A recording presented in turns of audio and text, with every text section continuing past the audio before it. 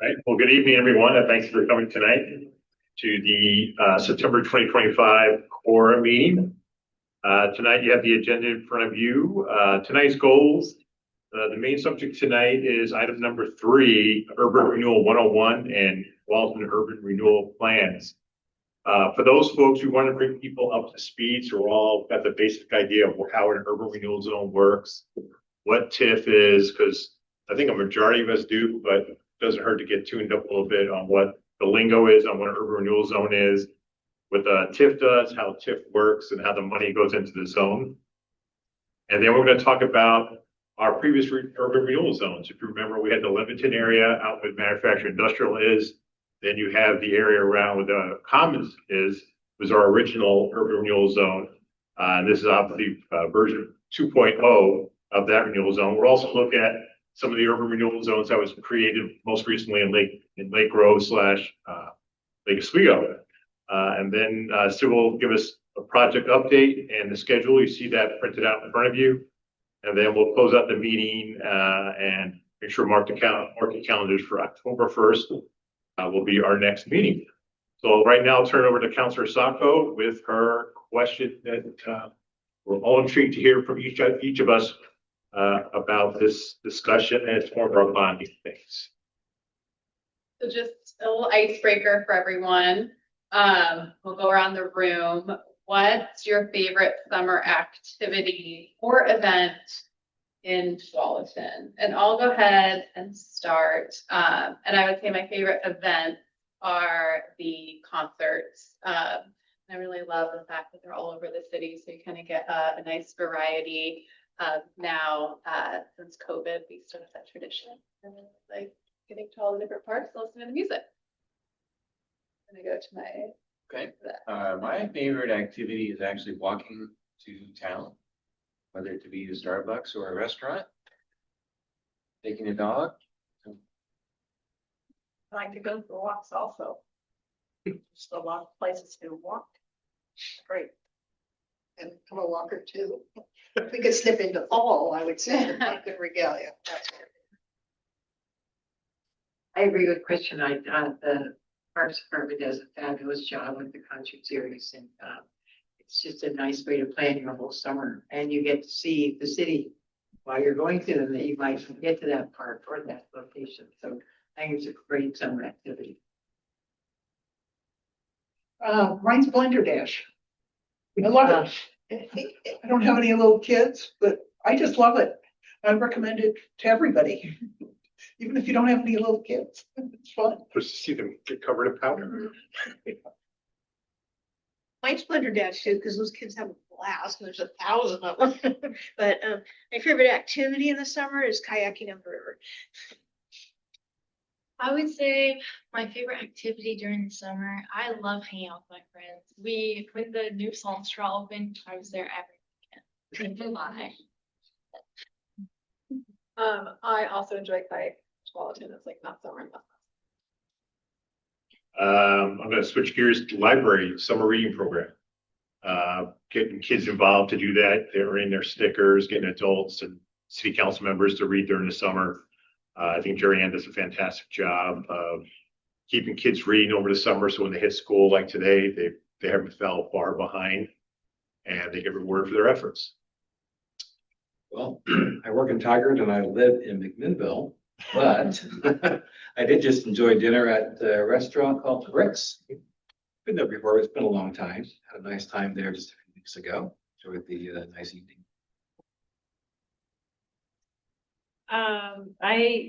I enjoy like sitting outside for dinner in the summertime. So around the lake, and being able to be outside and watch the activity, and the kids run through the spray park.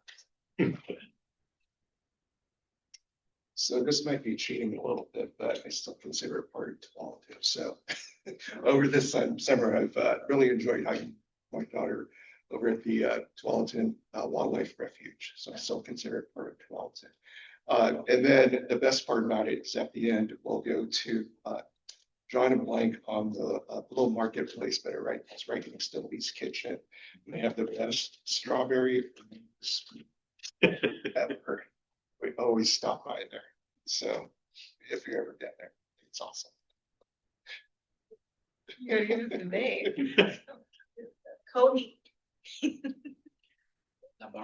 Abarca, Yeah. Abarca forever. Yes, yes, there it is. Well, since I don't live in Fulton, but work in Fulton, any chance I get to spend time in the park, what I enjoy most, whether it's our all staff meeting that we do in the park during the summer or our public engagement activities. So if I get a chance to go out to the park, so I'm happy. I enjoy the parks, basketball, walking around the park, all that area. As far as events, Viva Tualatin was a pretty good event. Enjoy that. We had a booth there and we got a pretty good turnout too, so and I enjoy that for sure. Yeah, same view. I think it's my favorite part of the summer, being part of it. Also, because we live in Tualatin and get to enjoy the parks. Our kids have fun all day there, so hopefully we get more of those events. Sorry, I came in late. I don't know what your question is, but So the question is, what's your favorite summer activity or event? Also, oh, okay. Well, I think for me, one of the greatest ones was, is the art festival. So like as far as the activities go, that's one of them I always enjoyed. And then as far as, just around Tualatin itself, I think my wife and I, we enjoy walking for about 5 miles. It's kind of a usual route. And it's either early morning or late evening, depending whether it's weekday or evening, weekday or the weekend. But just either through the neighborhoods or we'll just walk downtown and just people watch and see what's going on. All right. Thanks, everyone. Sid, the floor is yours. You. So as the mayor mentioned, we're doing Urban Renewal 101. Site. And also talk a little bit about the urban renewal plans that the city of Tualatin has. And so this is to provide a little context, right? We're doing downtown revitalization. There's going to be urban renewal discussions and kind of helps us focus on kind of the big picture of what urban renewal does. But how is it going to impact the interplay things that we're doing now as part of this? Sid, would you mind using a microphone? There's a handheld here somewhere, I think in the room. You're just a soft-spoken man. Okay. Yeah. Thank you, Kathy.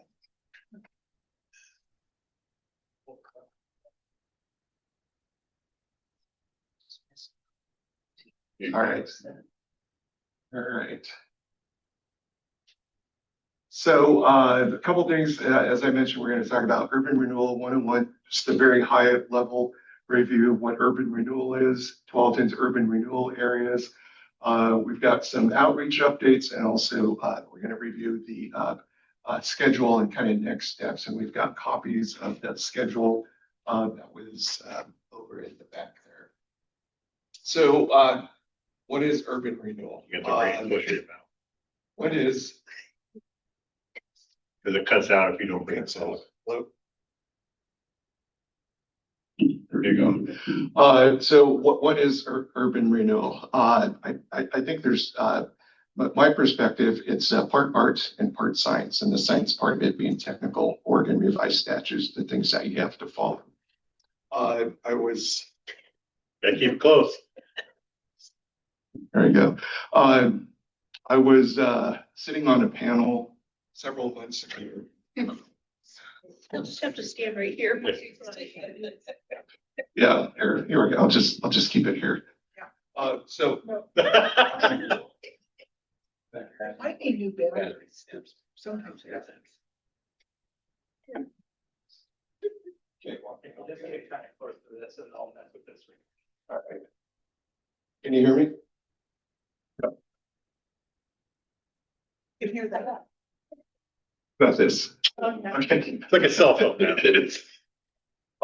So what is urban renewal? So in my perspective, urban renewal is part art and part science, the science piece of it being Oregon revised statutes, those technical things that you need to follow. I was sitting on a panel 4 or 5 months ago talking about urban renewal projects and impacts of it and success in the region. And two of my speakers that I was on the panel with, they said urban renewal is a financial tool to address blight in the community. And that is absolutely correct. To me, that's kind of the technical definition of urban renewal. And that's what it does. What the tip of the iceberg of what urban renewal does. My version about it is I expanded on that a little bit. And to me, urban renewal is it's more of the art side of it. It's kind of what are we trying to do with urban renewal and how are we revitalizing, transforming a community. And to me, it's about placemaking.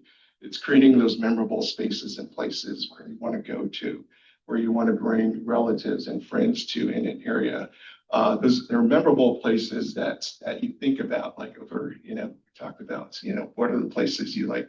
What do you like to do over the summer? Those are the types of things that we want to create through urban. Beyond that, it's also an economic development tool, right? It's to help build our community and to make sure there's enough housing, there's enough economic development and jobs within the community where people can spend their money in this community and keep it in this community. It's also about placemaking. It's about living. It's a live, work, and play kind of concept. But ultimately, it's really, to me, it's about quality of life. It's all of those things. It's housing, economic development, recreation, transportation. It's all of those things. And to me, when I think about urban renewal, that's kind of what I think about. That's what I start with, is you got to start with the end in mind so you can keep that goal. And that's why it's so important, the process that we're going through right now, trying to create a community identity, this 5-month process that we're working with. Now, I'll expand on that community identity and having that vision in mind a little further in the presentation. Urban Renewal 101, as I mentioned, it's a federal program.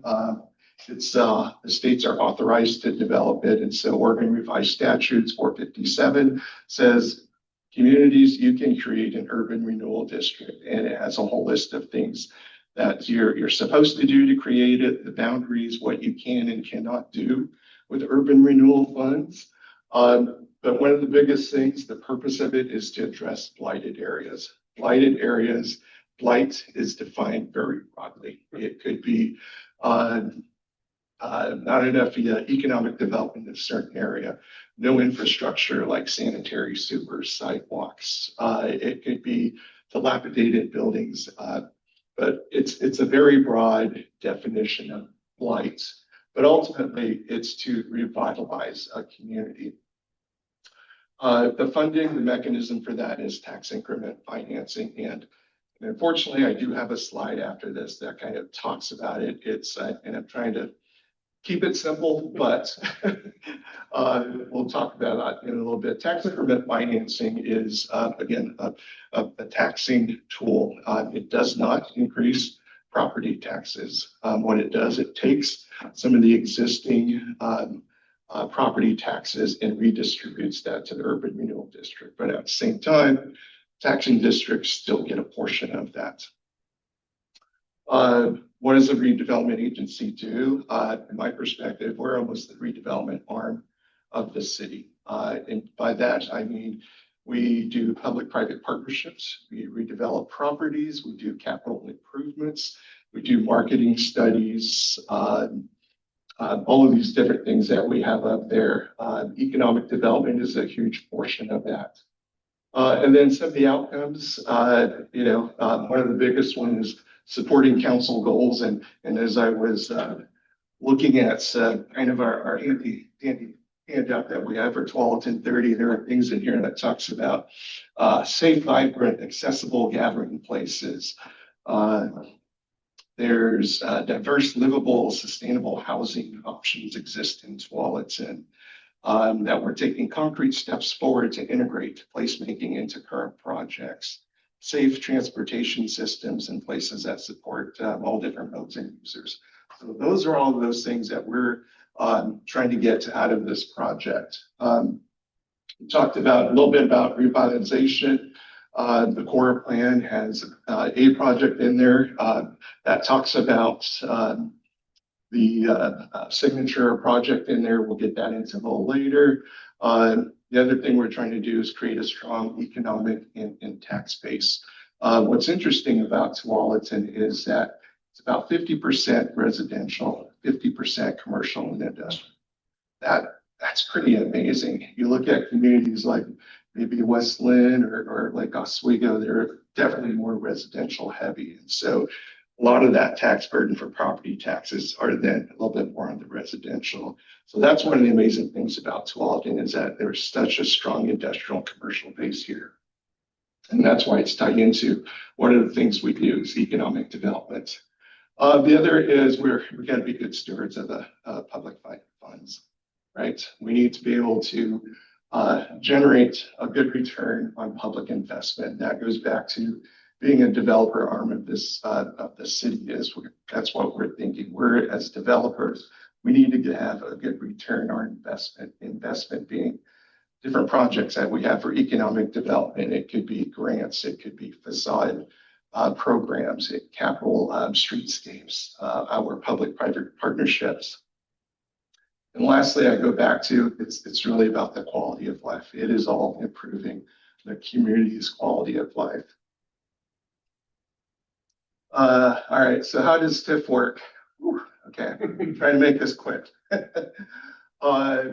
So over on the left-hand side, you have tax revenue, 0 to 10 million, and then the bottom is the number of years.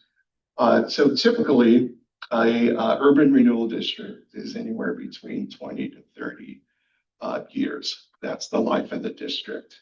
And so the example here says in year one, the property taxes is $2 million. And so as we create an urban renewal district, every year those property taxes increase. And so that increase in those property taxes above the $2 million, which is the blue area here, that's the increment, and that's why it's called tax increment financing. So that increment piece of it goes to the urban renewal district to do projects and programs to support urban renewal. So in this example, by year 10, the other thing is for the life of the district, all of our taxing districts, I think there's 17 or 18 different taxing districts, they continue to get their share of the $2 million over the 25-year period.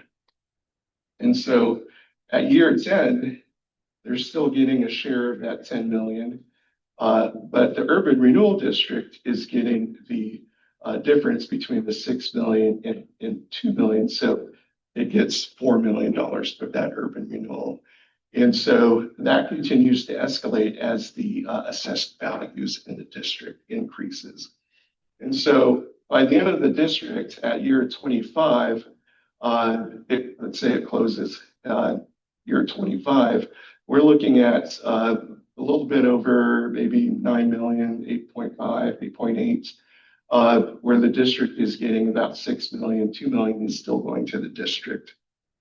When the district closes, and all debt is paid off, all of this, which is the 10 million at that point in year 2730, goes back to the 18 different taxing districts. So what this shows, it's a long-term investment in this community and in the tax districts.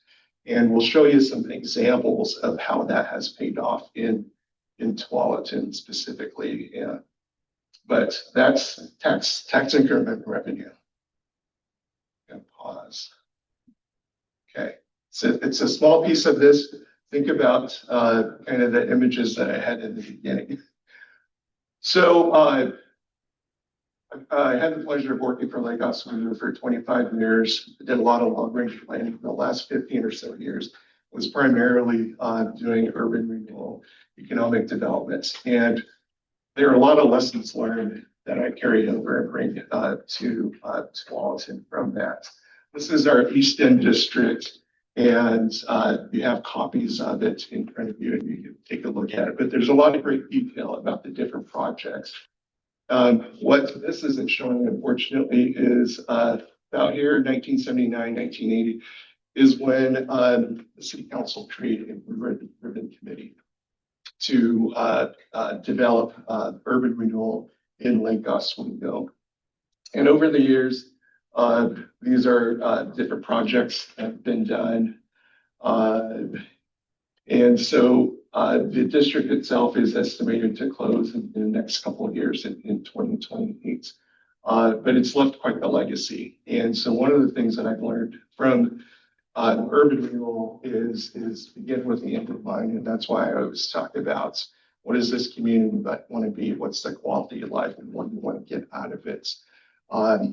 Working over the 25-year period, I would always go back to the 1979 plan and look at that vision, if there was any conflict or not knowing what direction to go or how to advise the community or the council.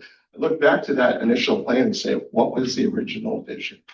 How does that fit into the current vision of the community? It's going to change over time. That's the beauty of urban renewal plans is they're living documents and they can change with the community. The other is the political will and having that urban renewal be a priority and then having it be consistent. Urban renewal plans, as I mentioned, 20 to 30 years, but some of them get extended. They're up to 40 years. You'll see some of these are up to 40 years. It's how do you keep that consistency? How do you keep that vision through mayors, council, city manager, and staff? That is kind of the biggest thing. And if you have a strong basis, strong plan, that's how you maintain that consistency. And as I said, I would refer to that original plan consistently. And then lastly, you got to seek like-minded partners, and that's both public and privates. On the public side, it's working with community members and organizations, have stakeholders. Who are those champions in this community? And right now, CEC, you guys are the champion for this urban renewal revitalization process. On the private sector, there's going to be a lot of developers out there that are going to be interested. So it's really trying to find that right partner. And again, it goes back to, return on investment, but at the same time, how do we make sure we get a quality product that we're proud of in this community that we can continue to build off of? Sid, if I could add, Yeah. a key part of this was the fact that Lake Oswego developed design guidelines for their downtown, basically their urban renewal district. And so, because it was very important to them at the time that there really was this kind of vision of what the city should look like, its architecture and the streetscape. And so that's still in play, and that's why you see the village kind of character of Lake Oswego, is because that was a definitive decision that was made by the community to develop these guidelines so that image would always stay in the present. Skip, I don't know if a lot of folks know you yet, but can you give us a little background as to why you know that? Because you have a design background. Yeah, I do. Yeah. I'm an architect and done a lot of projects throughout the whole state and the area. But when I first moved to Oregon in '89, by 1990, I was on the Lake Oswego Architectural Review Board. I served on that for 10 years and was chair of it for 3. And coming into the community was an amazing and fabulous way to learn about the basically the state laws on what's the right term, on land use. And Lake Oswego is as tight as you can get as far as land use and how protective the community is over any kind of development at all. Maybe even cutting down a tree. And I couldn't believe that. Every tree that was cut down had to come before the committee to even get cut. But anyway, and so I served on that committee, and then I've also served on that Tualatin Architecture Review Commission, Architecture Review Board, for the city of Tualatin for about, since about 1990. So long time, and also the architect for the Tualatin Library.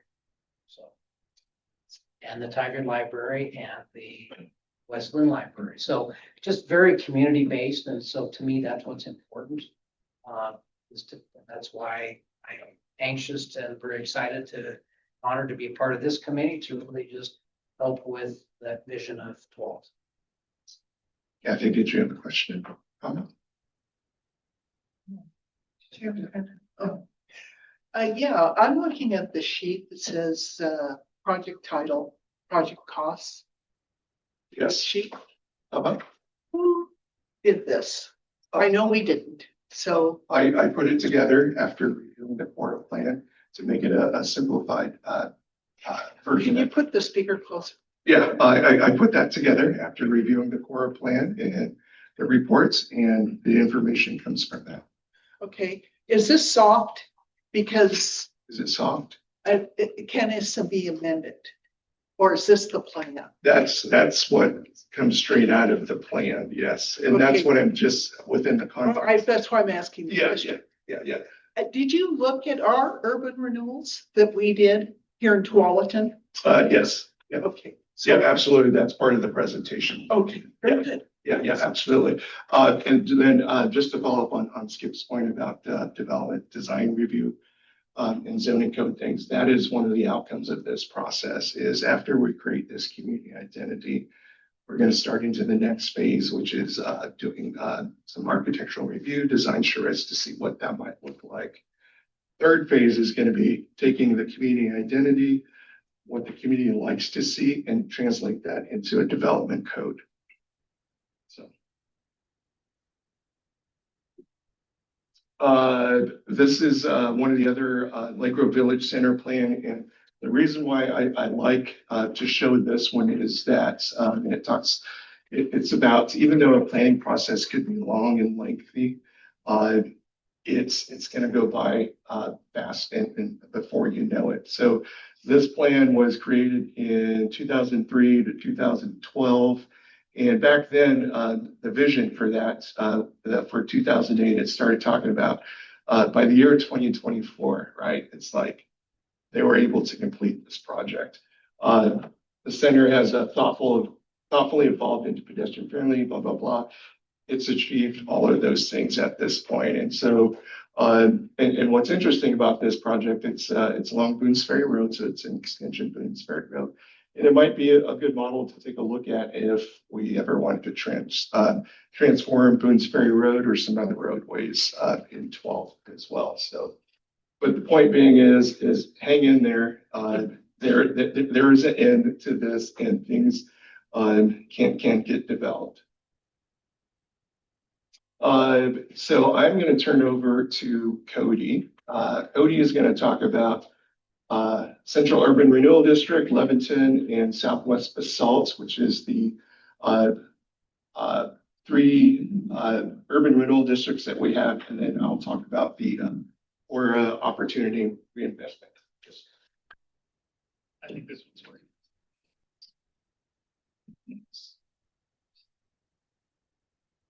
Hi, everybody. How you doing? I am Cody. If you haven't met me yet, I am the policy analyst for community development, and I'm working closely with Sid on economic development and urban renewal, and I get to do some of the historical context, which is always fun. So what many of you already know, and what Mayor Buchanan was alluding to earlier, was that Tualatin does have a history of using urban renewal and tax increment financing dating all the way back to 1975 with the creation of our first urban renewal area, which was the Central Urban Renewal District. So I'm going to talk about that a little bit. So the purpose, and Sid talked about this a little bit, to alleviate conditions of blight, and that's a little vague, but I'll expand on it as we go, and create a sense of place for downtown. And then to kind of expand on that a little bit, the stated overarching goal is to strengthen the social and economic development of Central Tualatin by stabilizing and improving property values, eliminating existing blight and preventing future blight, and to encourage and facilitate land uses, private and public, result in activity during all business hours, evenings, nights, and weekends, and to encourage indoor and outdoor uses. So that kind of gets into it a little bit more, begins to pull back the onion, and you can kind of see what we're looking at here.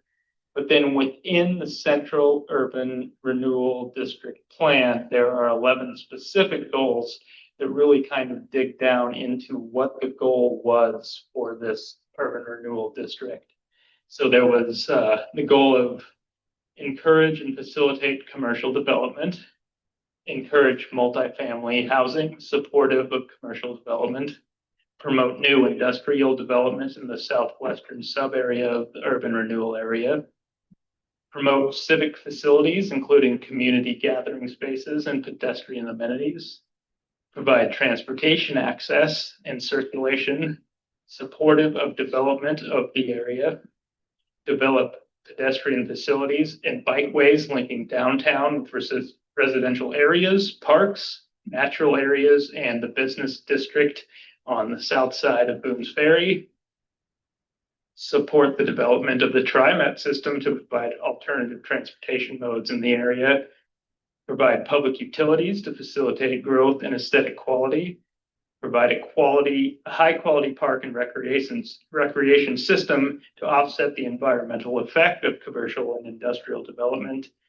Minimize public and private losses due to flood conditions, and create an aesthetically pleasing atmosphere in the area, promoting desirability of investment and occupancy of properties. So you can see there's a lot of specific things that the plan was going for. And that last one I mentioned was really important because if you know the area around the time this plan was implemented, there were a lot of issues with it that were not conducive to development. So just some additional context. At the time, and many of you know this, there was a pet food manufacturing plant right in the middle of downtown.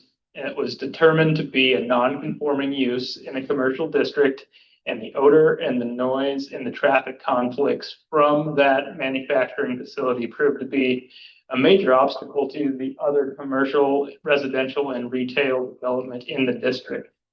However, that was not the only issue holding back development in downtown around the time. There was actually 160 acres of vacant land comprising 51% of the urban renewal area. And there were many vacant buildings and buildings that could not be utilized at all just because of the state they were in. The existing conditions section of the plan is actually quite interesting in the way that it spells out what was going on before we started any urban renewal. And it stated that the project area was characterized by disorganized, inefficient, and confusing traffic patterns, extreme pedestrian, vehicular, and railroad conflicts and congestion, a disorganized and inefficient pattern of land uses, obsolete and deteriorating buildings and structures, tracts of vacant land which were physically and economically undevelopable and subject to flooding. So, as you can see, the area had a lot of issues, and that is why City Council and the community decided to embark on this plan. So, as I pointed out, clearly a need for redevelopment to combat that blight and the deterioration of the area. And then as the area began to develop, and I'll show you some details here, we get to see some improvements. So here is an interesting couple aerial shots that sit down in our files. Here is downtown up here on the upper left where any development happened. And then down here on the right is the beginning of what began as the process took hold. So there's some interesting details about this urban renewal area. when it was initially created, it was just under 311 acres, but it grew to 327 acres through the 21 amendments to that plan that occurred over the life of the area. At the time of plan adoption, the land area comprised 12.6% of the city. The maximum indebtedness was 27.7 million. So essentially you could think of that as the community's investment. The assessed value of the area at creation was 14 million, and that assessed value increased to 194 million as of the final report that was issued in 2012, likely much more than that now. There were 61 projects identified in the plan, and 41, actually about 41 and a half were completed. The red core area red lot was only partially completed as part of this process. So, we could round it up or round it down, say 41, 41.5, or 42 if you'd like. But I think the report itself stated 41.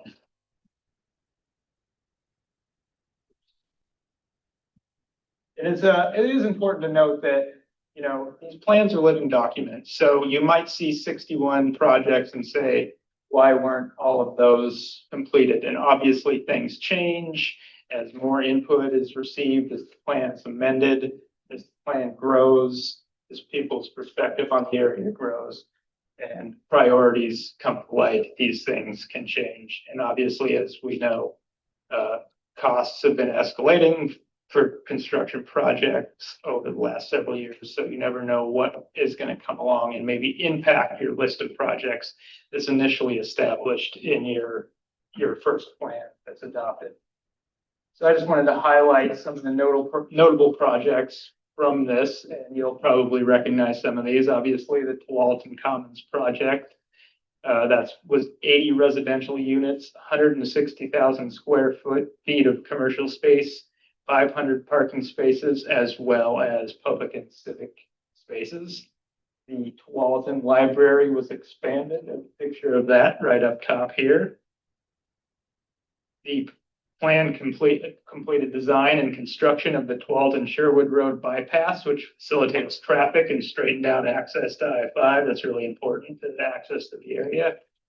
It's also completion of the Nyberg Street I-5 interchange project, which consisted of southbound off-ramp widening, northbound on-ramp construction, a second phase of southbound off-ramp widening, and widening of the deck of the bridge for eastbound traffic. So a bunch of traffic improvements on that project. The core area street project and parking facilities was completed, and the parking district was also established at the time of that project. And then there was an interesting facade improvement program, and several property owners took advantage of this program to fix up the outside of their buildings, and that resulted in enhanced aesthetics of the downtown buildings and storefronts. Took advantage of that. My memory's failing me. Were the condos also one of the projects? The multifamily condos and apartments that are just north of the Commons? They have a view out over the. There was one housing facility that was part of the plan, but I am not sure which ones it is. I think it was, but it died there. Yeah. Yeah. So that they put that in. I believe that was, yeah. Yeah. You can see why they didn't realize they were burying the lake. When they built it, you could see it from 12th to Sherwood Road. Yeah. But as the buildings went around it. So as you can see from this picture down here, and yeah, I think those condos. Yeah, I don't know if they were joint projects or if the developer did it on them. Oh, but I remember the view on the lake, that all that was happening. Frank, do you remember? Okay, again, my memory's failing me, but I think it was part of it. I can double check the plan and. Yeah, it's multifamily. It was one of your 641 projects, I think. Yeah, I believe it was. Hmm? I believe it was part of it. Okay, all right. Again, I wouldn't bet on my memory, but that was the multifamily objective. Yeah. Cody, if you go back a couple slides to the 94 photo, it shows where kind of that pad is over there. So it is, was constructed at the time. Yeah. Yeah, see, they weren't there then, nor would they have been. You were kind when you described the dog factory, the dog food factory. I've heard stories. So clearly, this investment improved the area greatly, but as we were learning through this committee, through our public engagement process, through this general feedback, this was a great place to start, but there's room for improvement, there's room to grow, there's room to reassess and really reimagine this. As I was noting earlier, these plans, they're living documents, but so are communities, and there's no reason why you can't revisit things. So let's take a look at a slightly different example. So this is the Leviton Tax Increment District. This was created in 1985 after a large area of previously unincorporated land west of the city limits was annexed into the city in 1982. The Leviton district was created for, I would say, maybe not even a slightly different reason, a drastically different reason than the central urban area. So the purpose to implement goals and objectives of the Tualatin Community Plan, which relate to development of this portion of the Western Industrial District. Again, that's pretty vague. And if you look at the goal, facilitate the full industrial development of the district. And industrial development is really key here. By removing blighting influences and by providing public improvements. And there were some specific goals listed under this overarching goal as well. Stimulating industrial development of the district, achieving industrial growth within the framework of high environmental standards. I thought that one was interesting. Improving traffic access to I-5 and Highway 99 and within the project area. Providing critical infrastructure, including sewer, water, and storm drainage utility lines adjacent to and within the district, enabling the area to be developed fully and rapidly, and most of these were generally not available at the time. So, whereas the Central Urban Renewal Area included a wide variety of redevelopment initiatives, including economic development and residential development and pedestrian and community amenities, the Leviton district really was primarily focused on this industrial development. And a lot of that was the lack of public infrastructure that allowed it to develop. As you can see, these are interesting aerial photos. Here's the area before any work was done. And then as you can see below, you can see a lot of the road infrastructure, buildings beginning to develop in the area. I believe this is the Lamb site. Sid, you know all of these. Yeah. So this area has really changed a lot since it came online in 1985. A few quick details just to kind of round it out. This initially encompassed 377 acres and throughout the plan amendments ultimately increased to 380.3 acres. At the time of adoption, the land area made up 9.1% of the city. The maximum indebtedness determined to be 36.4 million at the time of adoption. And the assessed value was 3.6 million. Ultimately increased to 259 million when Eco Northwest released their 2012 report on the current in Leviton. So you can really see the investment paying off in this area with this example.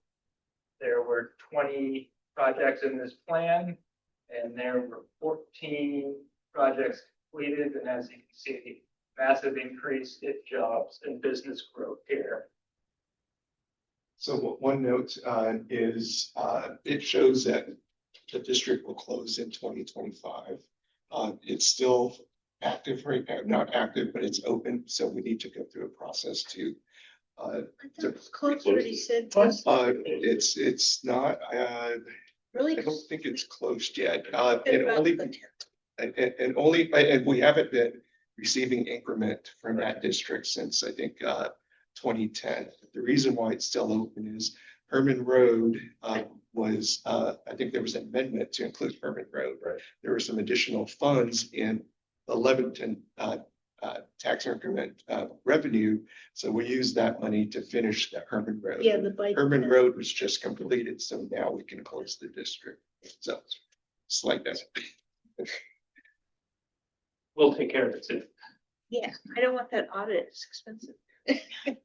So here's a list of some of the projects that were completed in Lebanon. You know, a lot of important road projects, including Southwest Lebanon Drive, completion of Southwest 124th, the installation of water lines, the installation of sewer lines, construction of storm drain lines. So all of these important public infrastructure services that weren't there were completed and allowed this area to grow. And then the final urban renewal area I want to talk about is one of our newer areas that's still coming to fruition, and that's the Southwest and Basalt Creek development area. We call it SWIRD around here, which stands for the Southwest Urban Renewal District. But I think it's easier to understand if you say Southwest and Basalt Creek instead of SWIRD. So this was established in 2020 when council began exploring the possibility of this new urban renewal area in Southwest Tualatin concept plan and the Basalt Creek concept plan area. And really the thinking was it would be a good idea to improve transportation system infrastructure, address those deficiencies, the utility infrastructure deficiencies that were in the area, and to work on underdeveloped and undeveloped properties that were in the area. There were a handful of specific goals established for that plan, including encouraging land development that provides high density employment opportunities, which will ideally strengthen the tax base of the city, maintaining and enhancing the transportation system to reduce travel times, provide travel time reliability, provide a functional and smooth transportation system, and promote access and safety for all users. Providing public services and facilities to meet present and future needs of the area, similar to Leviton. This is lacking some of the infrastructure needed for the area to completely develop. And then finally, facilitating development and redevelopment on sites in the area through developer assistance incentives, which is an interesting program idea. Some of the details, this area currently encompasses 717.3 acres. Land area makes up 13.4% of the city. The maximum indebtedness is 53.2 million. The assessed value at the time of creation was 207.6 million. It has already increased a bit since it was created, looking like about 388 million at the moment. And there are currently 11 projects in this plan. Here are some photos that I took when I was driving around the area the other day. And as you can see, not a lot going on yet, but a little bit here and there. And some of the notable projects that are planned for this is a major water system upsizing. That'll upgrade the water system to provide and encourage commercial and residential development, including housing projects, which if I back up a bit, most of you will know, but maybe not everyone. I think right around here is the autumn sunrise.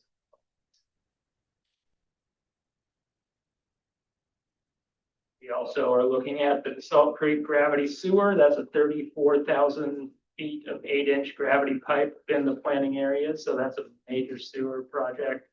The Tonquin Trail, there's a section of the regional Ice Age Tonquin Trail that borders the Salt Creek planning area.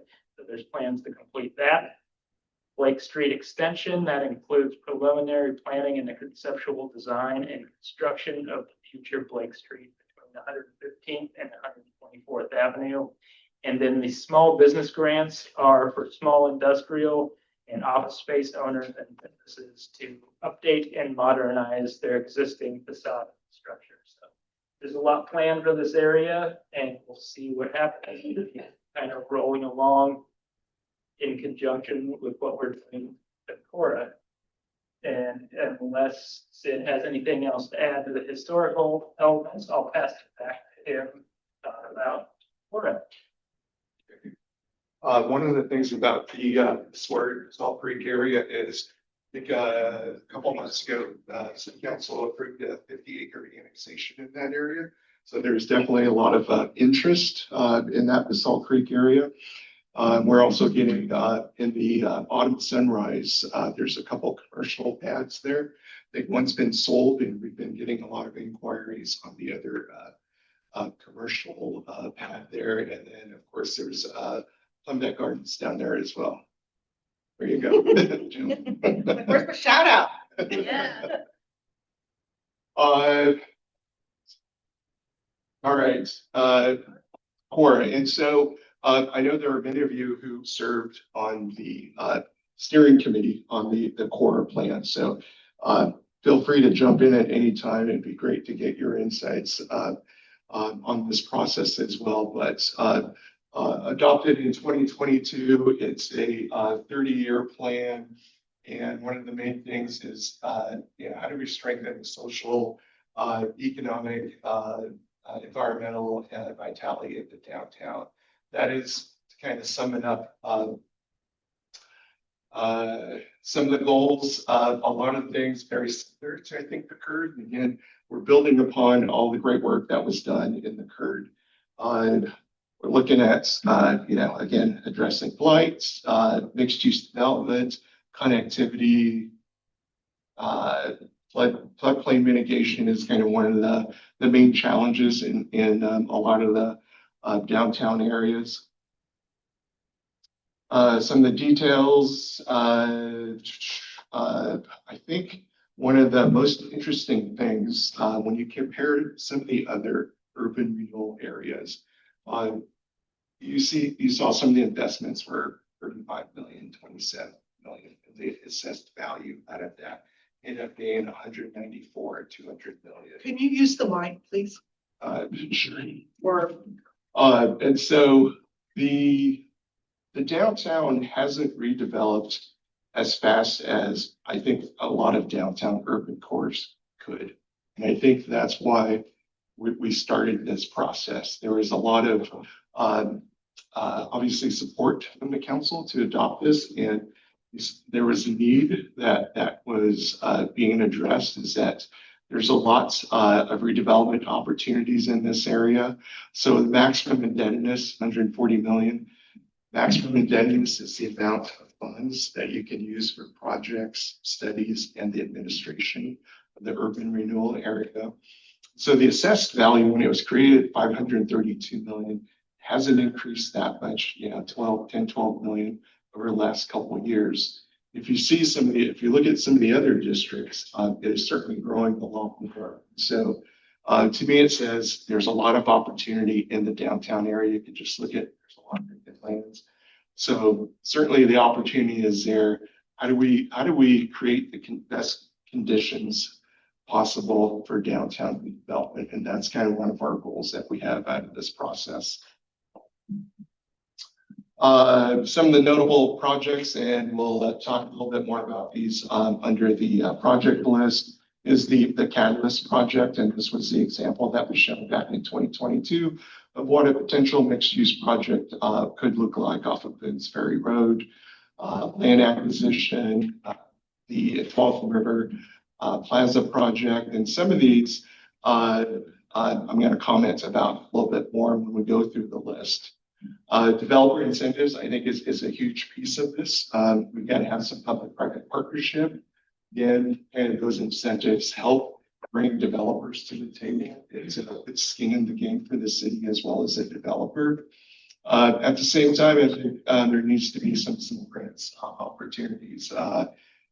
Facade grants are some of the best ways that we can have private property invest in their in their properties, in partnership with the city. What is the 18970 catalyst project? Ah, The what? happy Next to west. Robinson Crossing where the gravel lot is. Oh, what is it? It's The gravel lot. It's the gravel lot, right? The gravel lot next to Gas station. Robinson's Crossing. You've got the gravel lot and the Walmart parking lots. Yeah, it's, if you buy the property that is already developed, it's We own it. almost large enough with the development project. We So own it. what is the number mean? I think That's the address. Oh, I see. That was Clever. Rhoda, sorry. If you used the street name, it would have helped. It's not Cadillac Street, isn't it Seneca? Didn't know, but it's a catalyst project. That's how, Uh, that's the big city that owns it. I see, it's the energy of the You know, like word. the evening. Okay, low energy tonight. Okay. All right. So this slide is based on the quarter plan and in urban renewal plans. There's two parts. One is the plan itself, which talks about the projects, and it talks about how it fits into the comprehensive plan, zoning, et cetera, and identifies the projects. Second component to urban renewal is the report accompanying plan. And that is basically the financial statement of the urban renewal district. And so this information was based on the report that accompanies the plan. And it talks about, I took some of this information to make it a little more digestible, but starting on the left are the projects that are identified. There's 17 of those projects. What the estimated cost is the next column for those projects, adding up to about 140 million, again, maximum indemnities for the district. And then the anticipated year that those projects would be implemented. And as you can see, there are, for example, land acquisition. There are different times along this 30-year time frame that's their opportunities to that they talked about purchasing land. Then lastly, the calendar itself is the 2024 to 2053, which is the life of the district. I already jumped to this report, this of interest. Okay. Does the city council approve this project list, or is this a staff report that's sort of what we might do if we do whatever we think we might? Is it soft, or has this been approved? This has been adopted. The urban renewal plan has been adopted by the city. The project list. Yes, These dates, these projects, these dates come from the report. what are we supposed to do? What's this committee supposed to do? If this has already been laid out, what are we supposed to do? What's this committee supposed to advise?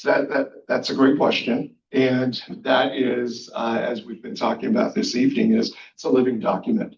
This plan was created in 2022. So as we go through this process, there might be other opportunities. For example, there is the Tualatin Plaza. It's project number, I think, 10. $8 million in 2039. Well, that's pretty far out there. The city just purchased 6 acres for the riverfront property. So does it make sense to try and accelerate that project and move some of these other projects back? Yeah. So you describe this as soft. This is what was adopted 2 years, 3 years ago. And as time goes, this may change. Absolutely. There's the opportunity to amend the plan. Yes. Like it, federal match. Oh, yeah, federal matching. I'm gonna sleep better tonight. Jillian? Thanks. I was wondering if you could say more about the number 9 land acquisition. It looks like there's several dates going out well into the future, and I'm just curious if there has been a goal for land acquisition, or like a use type or a certain number of acres. Like, is the goal to acquire land for housing or industry or parks, or Right. or for land, just general land banking, because we all know dirt isn't getting cheaper. I wasn't part of the thought process of why so many opportunities or timeframes, but I suspect that has to do with the amount of increment that we are accruing over the years and when it would be available. Gotcha. But Generally, when we talk about land acquisition, those are opportunities throughout the life of this district. There might be a property that comes up and you're able to add that to an existing city property and say, that's a great opportunity to add to this, create a larger site, 1 acre plus or something like that, would be a little more attractive to a developer. Well, isn't that the Catalyst project? There's a couple privately owned properties near gravel parking, Yeah, if those ever. but everything's too small to do anything. Yeah. Okay, did the Parks project, is that part of the 22.9 million? Did that come out of that bucket? The land acquisition, they purchased. No, that's came from the Parks Bond Fund. Oh, so that wouldn't impact this budget. No, what that Parks does impact is again, that 8 million for 2039, but The development. we're trying to accelerate that and create kind of this community living room where we can build upon that and try to get the park activity to come across the street. Can we accelerate that and reprioritize some of these so we can help the build that park? So the dates are soft too. Yes, if council can amend these. Were there any other questions? Okay. So I tried to organize these. Highlighted on the left is some projects that are in blue. Those are some of the projects that we're actually working on through this process, the youth program. Talking about transportation, we're talking about the community identity process. We're working on that. Market study is something that the UO program will be working on, as well as the zone changes. That's part of the phase 3 process of this. And so it's great to be able to start checking off some of these projects. The ones in yellow I highlighted, which I thought were intriguing, and those opportunities that might be, again, part of these catalyst projects. The first one we talked about on the gravel lots, is there an opportunity to, after this process, get a lot more interest from a developer and do some type of public-private partnership on that? Could we acquire additional abutting properties next to it to make it a full block? Land acquisition, I think, is always an opportunity. Let's see, number 9, which is again the Tualatin River Plaza. We're coordinating pretty closely with the Parks and Rec departments. They're going to be starting, I think, a design process or an outreach process starting next summer. They're going to start thinking about what does the community want, what are the design elements that might be part of that, and certainly that will dovetail with some of the work that we're doing as well. Some of the low-hanging fruits, some developer incentives, and some grants. I think we get a lot of bang for the buck on facade grants, and to me, it's one of those things that really develops that public-private partnership as well. So those are again some of the things that popped up in my mind as I'm looking through these projects. And just to go over on where some of these are located, this is that 6-acre parcel that the city purchased, the future site of the Riverfront Park. Again, we talked about that gravel lot, abutting to the north is the red parking lot. And there was a Main Street project talked about going through here and connecting over to maybe the shopping center. So again, this is kind of the beauty of these projects is you never know what's going to come around the corner, and flexibility is probably one of the most important things with dealing with these plans. And so all the work that's going on right now goes into this process, and out of this, or, we may go back to the city council and do amendments if that is some of the recommendations that come out of this process.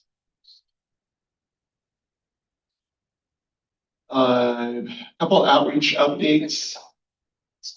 Switching gears a little bit.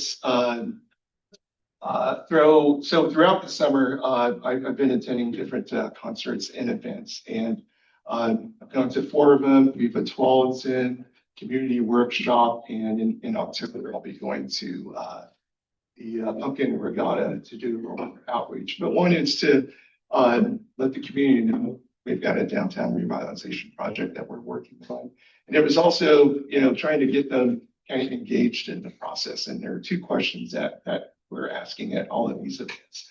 What CIO do you live in? And pretty good response so far, 68 people, and nice distribution of throughout the community. And then the other question was asked, I wish the downtown had, and they would finish that sentence. Yeah, I know, food cards, right? So the top responses are there food cards 19 times. And in fact, since I've been here, I've been contacted by 2 food cart folks that want to do food carts in Tualatin. So there definitely is that organization that wants to do This that. is the risk that Rick knows. But people who oppose food carts have sandwich shops. What they oppose is putting a food cart in their parking lot. And because they're paying for that parking lot. That's the opposition. You want to put it on the gravel road or gravel, that's different. Okay. Just so you know. Oh, okay. All right. And also, some very bad people own food carts. So we need to talk about that. The topless coffee shop guy owns more food carts than anybody. So you gotta really think it through. Used to be chapter. Well, topless food carts, they're an upcoming thing. Feels like a tourist attraction. Yeah. So again, a couple of other things that came out, farmers market. I mean, that was one of the biggest things, and it's one of those community gathering, community building type of events, and you heard a lot about that. People missing having that. Another big thing was connectivity and safety, just connecting along the greenway, and how do you make this whole area a little safer? And then the other 2 major topic areas are transportation and uses. Everybody wants a Trader Joe's, and that'd be awesome if we could get one someday. Mixed use developments, and then larger gathering spaces. And that one, I'm not quite sure, what the bookends of that is, but it was something that was mentioned. So what's Michelle doing? Michelle is busy digesting a lot of the information that she's been accruing from the community over the last 3 months, from focus groups to interviews to workshop, community survey. She's bringing all of this information together and putting it and show a little schedule at the end of this. But she did give me a couple slides, a couple teaser slides, and one of which was from the in-person workshop. And so I know there are a lot of you who ended up attending that workshop. And so if you have any thoughts on that, think about it. I'll show you the word cloud that came out of that, but it'd be interesting to get your perspective on it. But one of the interesting questions that was posed at the workshop is, what place offers the experience that you want to have in downtown Tualatin? What's the experience? And it's not what do you want to be like, but it's the experience that these areas provide. And so just going to pause here for a second. And if there's anyone that was at the workshop, if you want to make any comments or thoughts and share. I'm not sure what the appeal of Sherwood is personally. Sherwood downtown? I hear that Downtown come up a Sherwood's lot. adorable. I hear Yeah. the Sherwood downtown. Downtown Sherwood's adorable. They've got carts. Sherwood. You got it there? Well, it's hard to find the downtown, like Sherwood. It's adorable when you get there. Yeah, it is really nice. Yeah. Sorry, I was thinking. You did a good job. 99. Yeah, you did a good job in Downtown 25 church. years of like. Downtown church. Any thoughts from the attendees? Beth and I are just staring at Chicago. Why? Chicago, So, the Magic Mile, the Bean, that park down there. That wasn't my comment, but. it seemed like, Bruce should build. everybody was very engaged in that event. Yeah, we had about 40 attendees, so absolutely. Okay.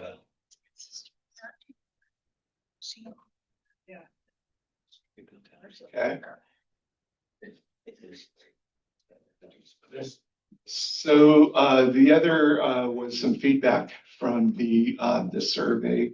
The question was, what do you want to hear describe Tualatin, the downtown in the future? And we had 199 responses on our survey. And these are some of the ones that were popping out in the word cloud. What does more mean? More. A word cloud. Probably. Maybe it's a more food.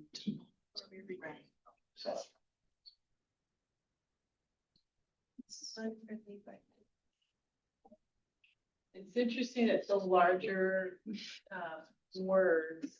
Particularly in the word cloud, the larger word means that it mentions more, right? Yes. But more often, and the larger words are more of that like experience, right? They're not necessarily, I mean, I see, not as our restaurants and their shops in there somewhere, but the larger words seem to be like how we want the place to feel. Walkable, vibrant, friendly. Right.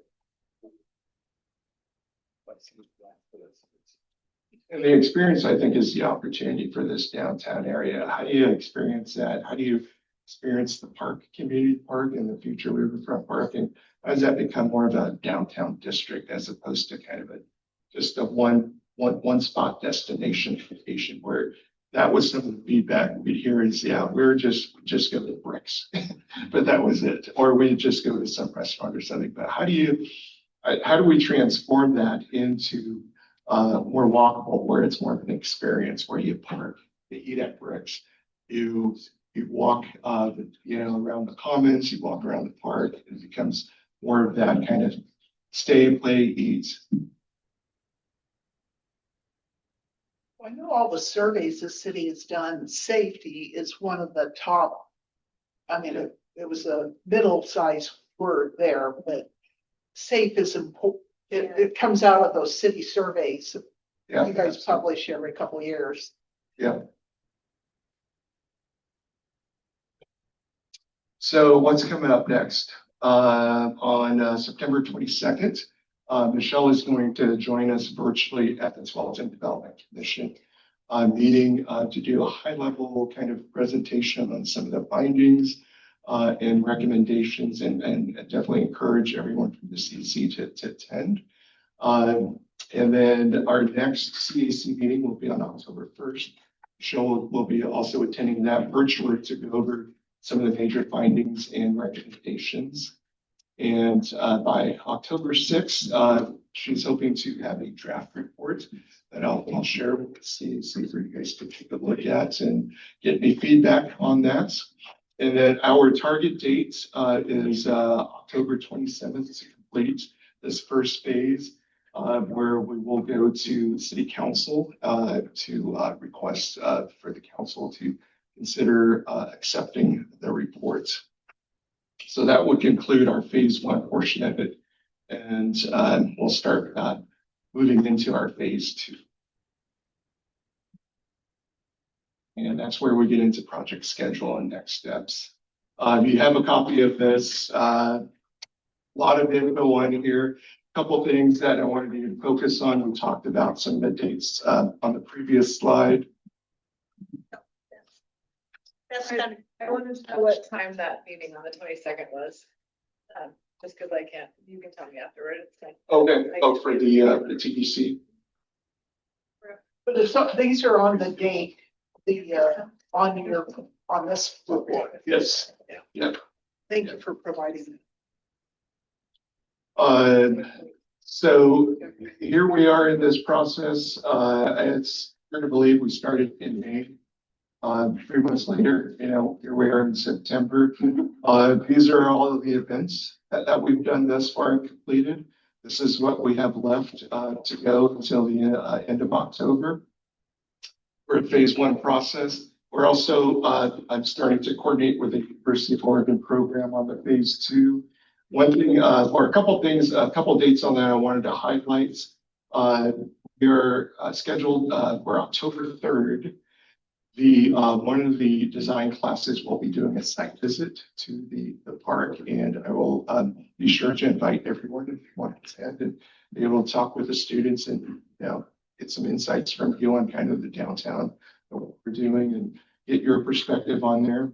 And the other being October 16th, which is our kickoff reception that will be the library, and that reception is to talk about the 7 different projects that we're hoping to do with the U of O program, talk with the professors and maybe have some of the students there, but it's kind of an opening reception to kick off this whole process.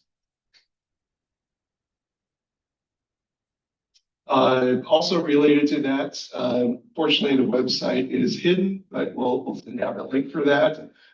U of O has created a project website, and over on the left is kind of the first couple of pages, talks about the projects, but if you click on our partners, it'll get you to this page, which is the City of Tualatin project page. Has a little background on it, but then on the bottom right, it talks about the 7 different projects. It talks about the class itself and has a project description. And those will get expanded and populated before we get into the school year. And then lastly, this is we have a copy of this, hard copy as well. So in the fall, we're going to be engaging with the U of O program for 4 different classes.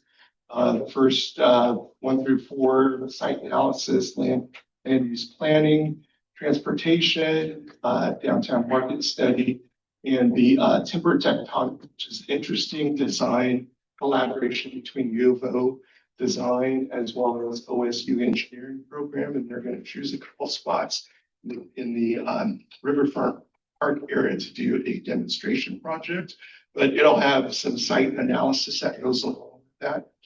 So it is connected with the downtown area. These 4 classes will then feed into the winter 2026, which is the architectural design studio, where we'll be, those 4 classes plus the work that comes out of the community identity will help support and feed into the architecture design studio. And that is where we're going to try to take a couple parcels that are in the downtown area and translate that into 3-dimensional plans, drawings, to get a sense of what the possibilities are based on community identity.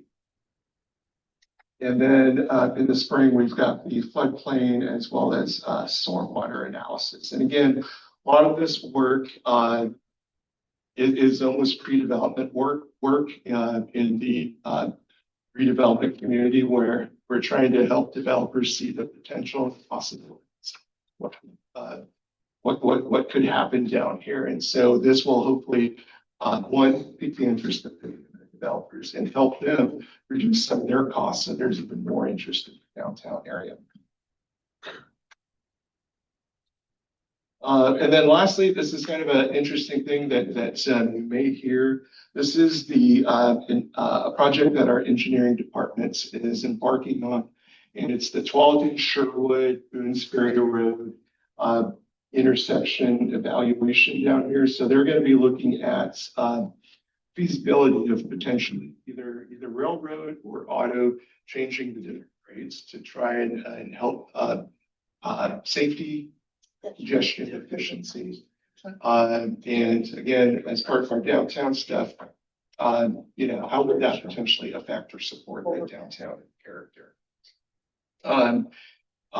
It's currently under the request for proposals, so those are under evaluation right now. And so kind of going through that process, but it'll be a multi-year process, but I'll be sure to update the committee as we kind of get through different parts of it.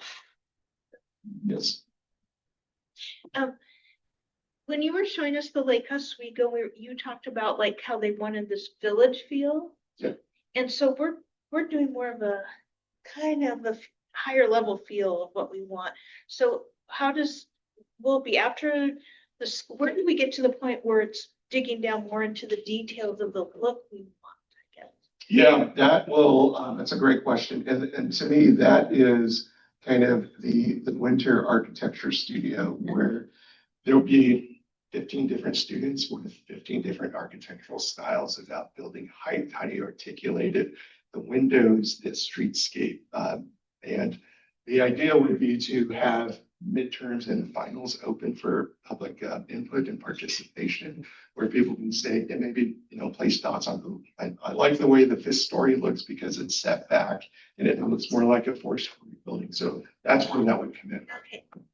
And then the trick to all this, phase 3 of this whole process is you take the community identity, you take some of the designs that come out of that, and how do you translate that into a design standard of code for the downtown area?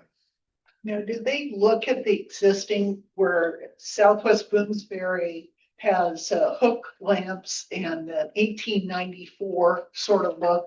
And down by the donut shop, it looks like it's a Middle Eastern country. I mean, we got lots of different designs. Right. Do they try to leverage existing properties, or how do they go about it? So part of the process will be identifying a property or two, a significant one. And they're not going to necessarily, well, the focus will be on that property to say, this is a particular style or how the streetscape, how the furnishing could look like. How would that look like further down in other parts of this core area? So they're not going to be looking at the donut shop area down there. It'll be focused on a couple parcels in the downtown core, but those design standards could be applied in that area.